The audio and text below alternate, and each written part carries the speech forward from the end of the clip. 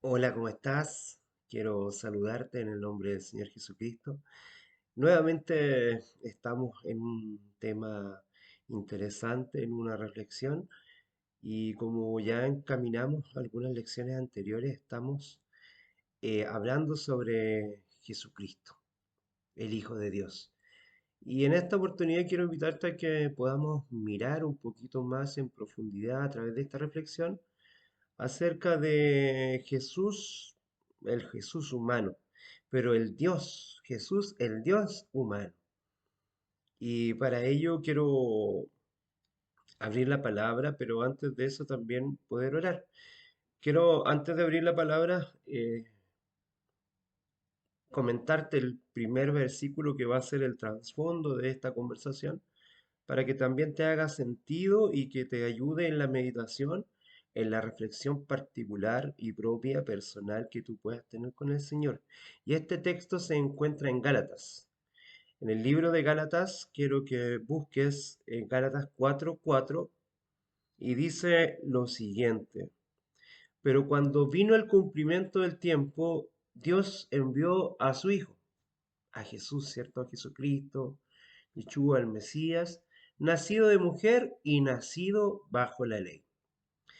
Te lo vuelvo a repetir, pero cuando vino el cumplimiento del tiempo, cuando el Señor hizo esta promesa, ¿cierto? Dios dijo que iba a enviar a un Mesías, a un elegido, a alguien que iba a salvar a la humanidad.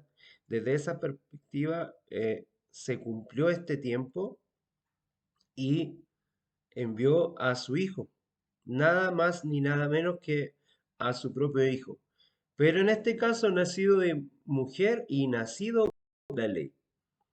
Esto va a ser parte del parámetro y el encuadramiento que nos va a ayudar para hablar un poco de este Dios humano, de este Dios humanizado.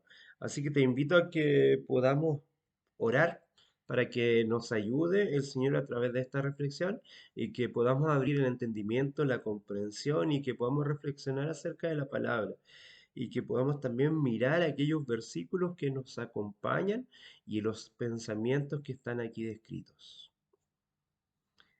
Querido Señor, que moras en el cielo, te damos las gracias infinitas por tus cuidados, por tu amor, por tus bendiciones y porque eres maravilloso y bueno con nosotros. Nuevamente estamos reflexionando acerca de tu palabra, de lo que tú nos has entregado a través de las Sagradas Escrituras, aquellos hombres y mujeres inspirados por tu Espíritu Santo para darnos un mensaje que, que si bien es cierto puede tener algunas situaciones donde no es completamente perfecto, es infalible el mensaje, tiene algunas cosas que hay que observarlas con detención, pero sin embargo nos habla de un mensaje, un Dios de amor, un Dios que entrega a su Hijo a través de poder compartirnos para poder mostrarnos quién es el Padre y que a través de tu Hijo tú te mostraste, Señor, mostraste tu amor, tu benevolencia, tu profundo y cariñoso sentido de amarnos y de querer salvarnos para que realmente pudiésemos estar unidos a ti. Gracias por esto, Señor, y en esta oportunidad también acompáñanos para conocer un poco más de este Dios humanizado, este Dios humano. Ayúdanos, Señor, a través de tu Espíritu Santo para que en tus palabras, en tu meditación, podamos entender lo que tú nos quieres decir. En tu nombre, amén. ¿Cómo entender un poco algo que está más allá de la realidad, cierto? Eso es lo primero que tenemos que preguntarnos. ¿Dónde podemos buscar las palabras para hablar de un Dios humano? El Evangelio de Juan habla del verbo que habitó entre nosotros principalmente, lleno de gracia y verdad.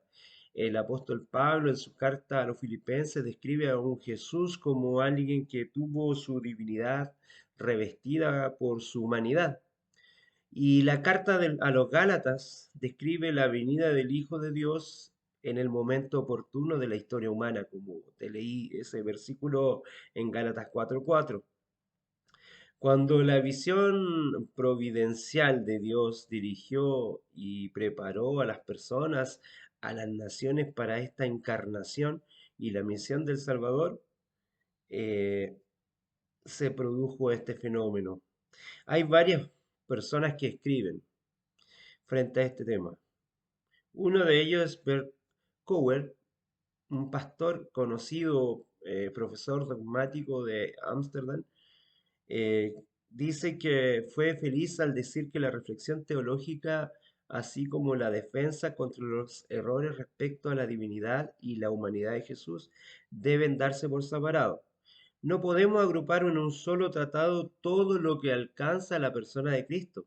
Así es que en esta reflexión vamos a conversar acerca de la naturaleza completamente humana de Dios.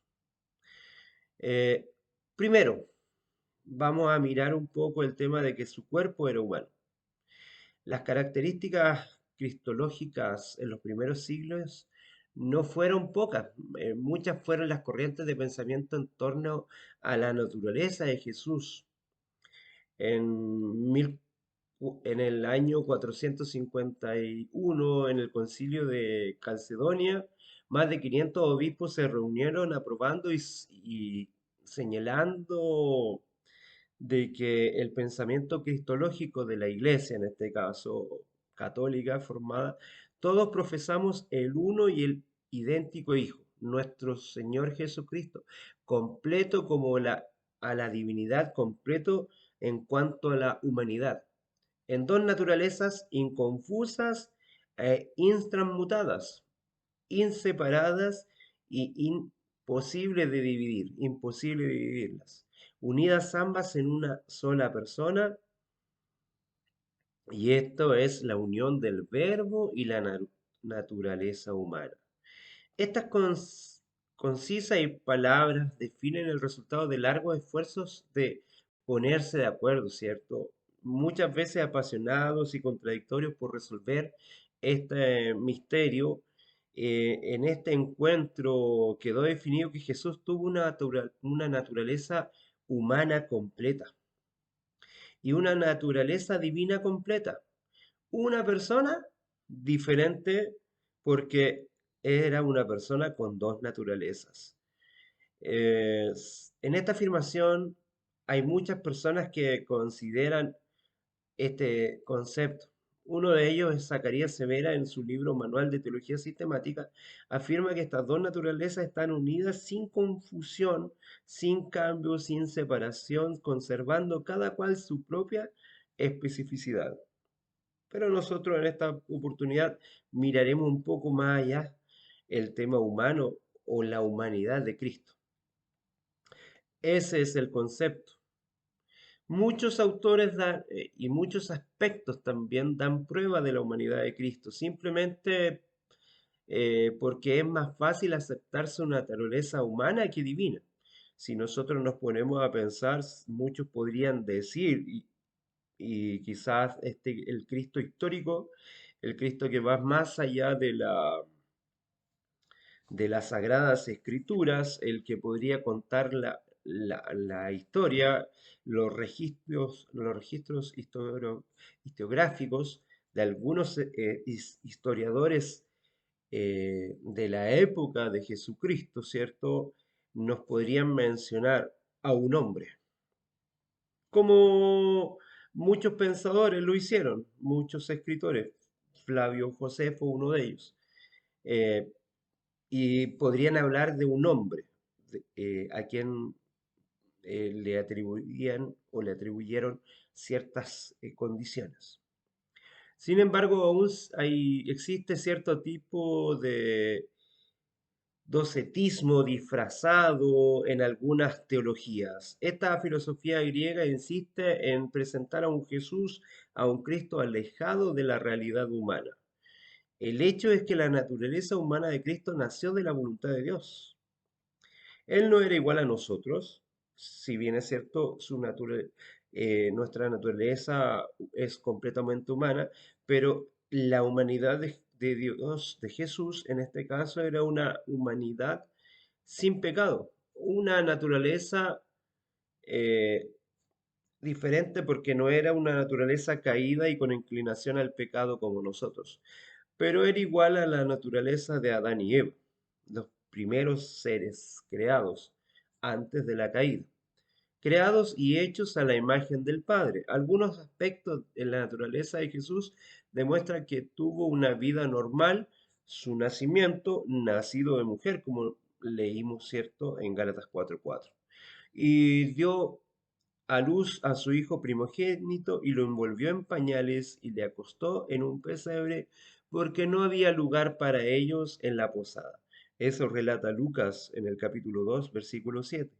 Él también es citado en las listas genealógicas. El mismo Jesús empezaba a ser de casi 30 años, más o menos siendo cuando se cuidaba hijo de José, así se le menciona, e hijo y José, hijo de Elí. Y de ahí podemos llegar hasta Adán y de Adán de Dios. Lo expresa Lucas 3, en el capítulo 3, del verso 23 al 38. Su desarrollo humano fue aparentemente normal. También la Biblia nos cita este contexto y dice, y el niño crecía y se fortalecía en espíritu, lleno de sabiduría y la gracia de Dios estaba sobre él.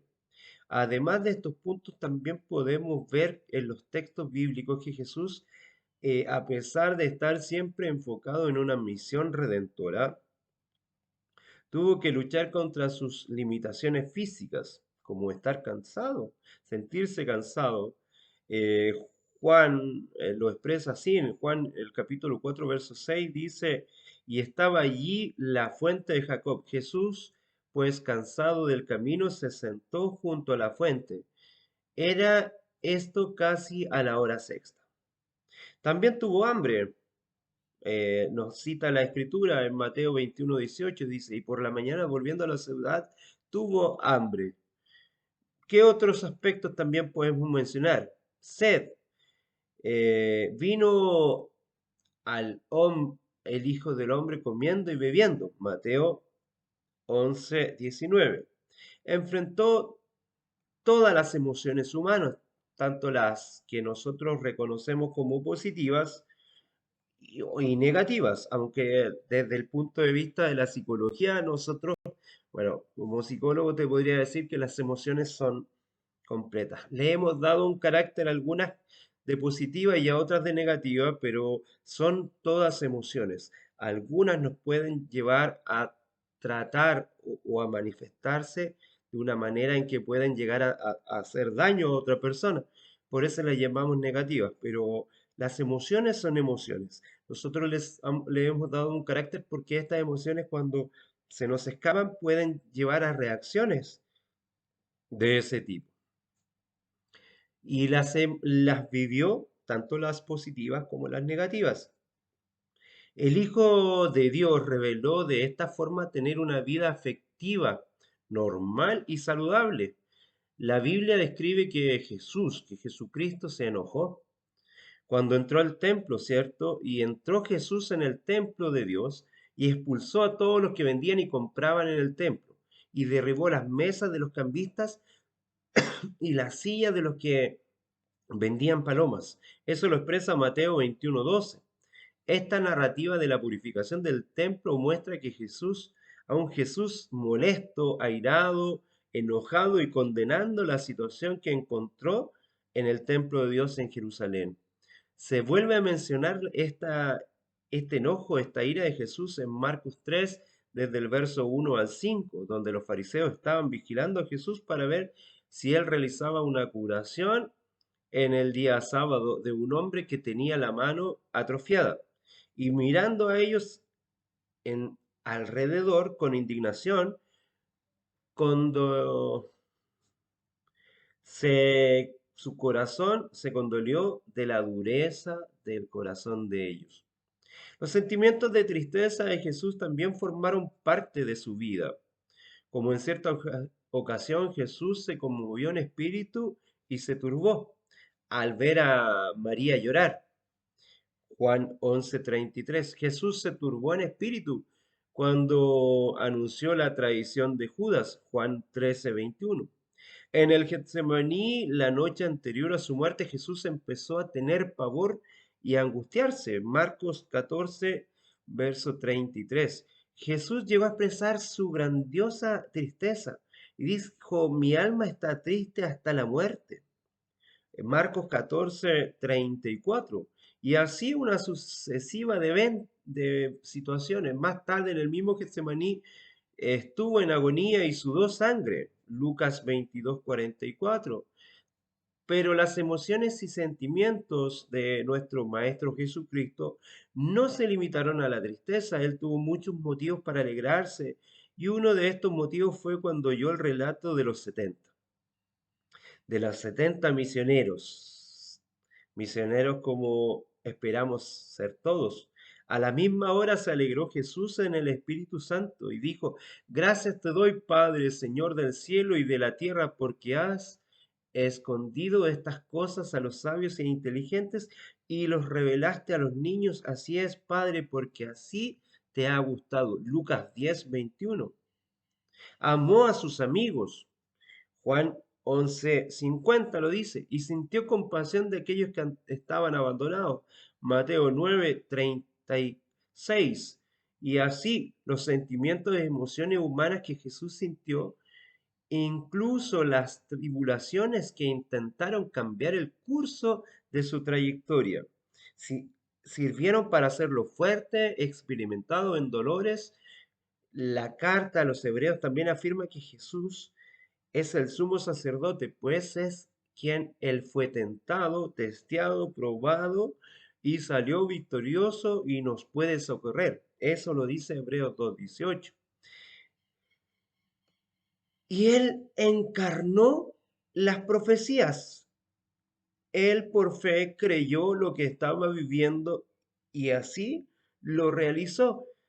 Creyó en la palabra, creyó en las escrituras e hizo viva la palabra, así como tú y yo debemos hacer viva la palabra de lo que aprendemos. Si el Señor nos dice que nosotros somos mensajeros del mensaje y somos parte de la gran comisión y somos sacerdocio, real sacerdocio, también tienes que experimentarlo y vivirlo así como Jesús, siendo un hombre, lo pudo realizar. Jesús también tenía limitaciones que eran plenamente humanas.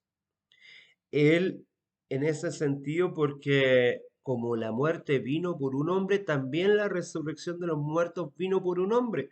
Así lo dice 1 Corintios 15:21. Aunque su conocimiento era incomparablemente mayor que el de los hombres de su tiempo, Juan 1:47 lo dice, Lucas 6:8, y tuvieron un conocimiento y aplicaron de las Sagradas Escrituras nunca antes visto. Él parafraseó las Escrituras, las interpretó el, e interpretó lo que Dios quería mostrar en él. Él es la mayor revelación. Él es la mayor revelación de quién es el Padre. Sin embargo, se mostraba de alguna manera limitado. Podemos observarlo claramente en el pasaje en el que él mismo dice no saber si ni el día de la hora de su futura venida. Marcos 13:32. El relato bíblico de la tentación es otro hecho importante. ¿Será que Satanás fue tonto al tentar a Jesús? ¿Cristo podía o no ser tentado? Sobre esto también quedan esas interrogantes. Sobre esto también surgen muchas preguntas. ¿No fueron tentaciones tan complejas, podríamos decir? Hay algunos autores que abordan este tema. Algunos críticos dicen que Cristo no podía pecar, pues tenía una naturaleza sin pecado. Sin embargo, a esta aseveración, algunos autores responden a esta pregunta hablando de la intensidad de las tentaciones. Según algunos autores, es necesario considerar que antes que lleguen a nosotros, simples pecadores son filtradas por el Padre. Primera de Corintios 10:13. Desde esta óptica, ¿cuál sería la intensidad de la tentación que Dios permitió a su Hijo tener hambre, tener sed, tener soledad. Mateo 4, del 4 al 11, es visible que las aflicciones exteriores solo afectaran el exterior o al exterior, pero el hombre interior de Jesús no podía ser afectado, su interior estaba lleno del Espíritu Santo, pero parte de esto es una constante pregunta. Tarde o temprano él sabía que estas aflicciones externas pasarían, pero porque tenía fe y porque encarnó en su vida cada uno de los puntos y pudo citar y parafrasear las escrituras para defenderse del tentador. La relación que tuvo y la tentación que experimentó al enfrentarse con Satanás en las tinieblas de la encarnación, Satanás no sabía con certeza si Jesús era un hombre común, una teofanía o tal vez un ángel con poderes limitados como él lo es. Quizás Satanás pensó que estaban a la misma altura y en la misma condición. El desafío a Jesús a realizar milagros como una manera de reconocer sus poderes, en este caso Satanás para reconocerlo como su adversario, eso también quiso verlo. Su limitación humana le permitió morir también a Jesús. Su vida de obediencia a la voluntad de Dios, eso le permitió resucitar. ¿No es maravilloso? ¿No es maravilloso? Las mismas experiencias y las mismas citas como es llamado. Es llamado hijo de José por Lucas 3:23, hijo de María, Marcos 6:3, hijo de David, Mateo 1:1, hijo de Abraham, Mateo 1:1, hijo del hombre, Mateo 8:20, hombre de dolores, Isaías 53:3, que que en este caso vemos una mirada mesiánica de Jesús. Jesús el Galileo también es llamado en Mateo 26:69. Emanuel, que traducido quiere decir Dios con nosotros en Mateo 1:23 y 24. León de Judá, juez de Israel. León de Judá en Apocalipsis 5:5, juez de Israel, Miqueas 5:1. El hombre que es él, Dios, el hombre que Dios ha designado. Hechos 17:31. Nazareno, también fue llamado Nazareno en Mateo 2:23.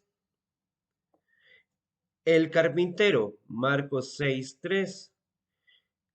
Jesús, el de Nazaret, Hechos 10:38. Pastor y obispo en Primera de Pedro 2:25. Cristo, que significa ungido, Mateo 1:16. Existen muchas otras citas bíblicas, pero estas son pruebas suficientes para que un creyente afirme su fe en aquel que se hizo carne y que estuvo con nosotros y habitó, tabernaculizó con nosotros. ¿No es maravilloso saber que este Jesús quiso en su naturaleza humana y en esta naturaleza maravillosa, también divina, estar con nosotros? Jesús es la naturaleza misma del amor que viene a ser y a presentar al Eterno mismo para ofrecerse sin reservas y sin límites, para actuar como el Cristo, como ese Cristo que opera desde la esperanza, que opera desde la salvación. En Él se cumplen y se encarnan todos los principios y toda la revelación y Él le da sentido a toda la escritura. En Él se vive la ley, en Él se viven los mandamientos y en Él se debe vivir la escritura y en Él debemos vivir en el Espíritu. Él es el todo. Cristo, un ser creado como humano que siendo Dios viviendo entre nosotros.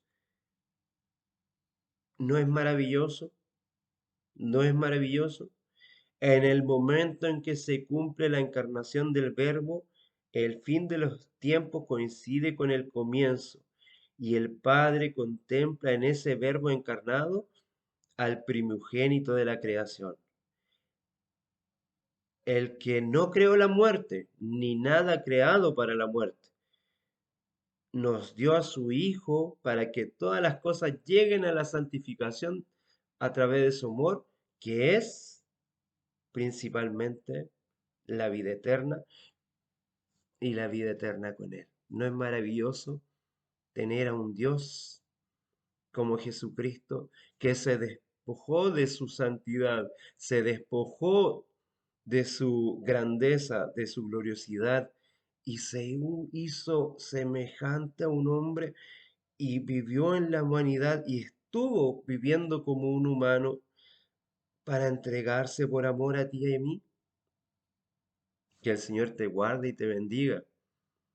Que el Señor resplandezca su rostro sobre ti y ponga en ti paz. Por sobre todo, que te dé la gracia y paz. Que el Señor te bendiga grandemente. Amén.